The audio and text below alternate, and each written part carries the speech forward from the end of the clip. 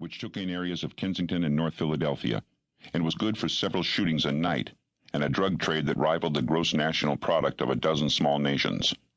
They called it the Badlands. If her husband was still around, he'd be the one out here searching the Badlands.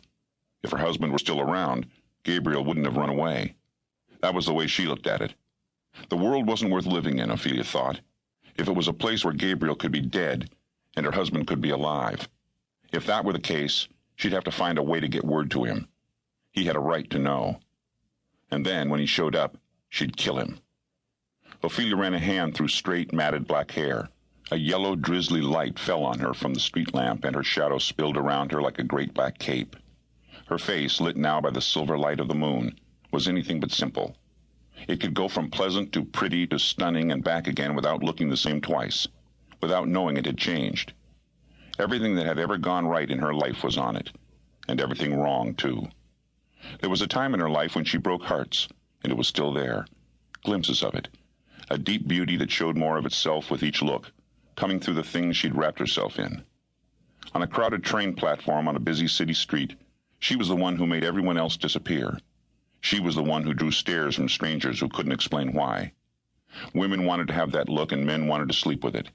And Ofelia Santoro of Diamond Street was oblivious to both. The look she wore now was none of that. Only worry and regret. She'd told Gabriel 1,000,000 times what was out here, and what it could do to the two of them. And when she felt him moving toward it, she stopped telling him to stay out of trouble and began asking instead. Maybe that was when she lost him. When Ofelia had caught her breath, she wondered if she looked as ridiculous and awkward as she felt, trying to ride a shiny red bicycle through these streets in the middle of the night. Looking north in the direction Gabriel had just run, she told herself that was the way to go. And then she turned south, convinced her decision had to be wrong.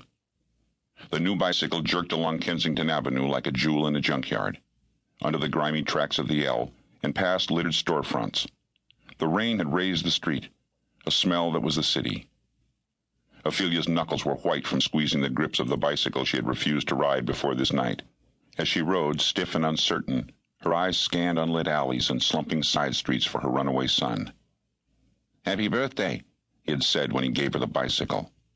"Happy birthday, my ass." That's what she thought 6 months ago as she dragged the bicycle down to the basement of their little brick row house. She wanted it out of sight. Happy birthday? She was fat, her husband was gone, and her son had just given her a present he couldn't possibly afford by any legal means. And there the bicycle stayed, leaning against the water heater in the basement, until this night, until the 11 o'clock news. The big story on Channel 6 was 7 people being shot in 3 apparent drug-related incidents in the Badlands. The anchorman said something about the summer of blood running into the fall, and Ofelia went clammy. In the next story, city officials were trying to figure out who was spray-painting the outlines of bodies in the middle of North Broad Street, a major north-south artery that ran along the western boundary of the Badlands and all the way down to the doorstep of City Hall. Ofelia had seen the bodies one day on her way to work at the diner and felt sick to her stomach. A police flack was saying that every time a minor was killed in a drug-related shooting, a new body appeared on the street. The bodies were about 6 to 10 feet long, depending on the age of the kid who was killed, and the age was painted somewhere in the body. 15, 9, 17, 12. There were 4 or 5 bodies per block, painted like the chalk outlines at murder scenes, except that these seemed to float, limbs extended, as if they were falling through space.